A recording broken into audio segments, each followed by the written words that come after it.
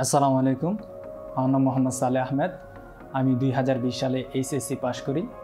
পরবর্তীতে আমি সিদ্ধান্ত নিই যে আমি আমার উচ্চশিক্ষার জন্য দেশের বাইরে যাব, এবং আমি আমার এক ফ্রেন্ডের মাধ্যমে ইনফো স্টাডির খবর জানতে পাই। তারপর আমি আমার ফ্রেন্ডের সাজেশন অনুযায়ী ইনফো স্টাডিতে আসি এবং তাদের অভিজ্ঞ কাউন্সিলরদের সাথে কথা বলি, এবং আমি আমার একাডেমিক কোয়ালিফিকেশন তাদের সাথে শেয়ার করি। তারা আমাকে সাজেস্ট করে যে তোমার জন্য ডেনমার্ক হবে সবচেয়ে বেস্ট ডেস্টিনেশন। প্রসেস শুরু থেকে ভিসা পাওয়া পর্যন্ত পুরো জার্নিটা খুবই স্মুথ ছিল। তারা খুবই সাপোর্টিভ ছিল। আপনারা যারা উচ্চশিক্ষার জন্য বাইরে যেতে চান, আমি তাদেরকে অবশ্যই রিকমেন্ড করব যে একবার হলেও ইনফো স্টাডিতে ঘুরে আসার জন্য।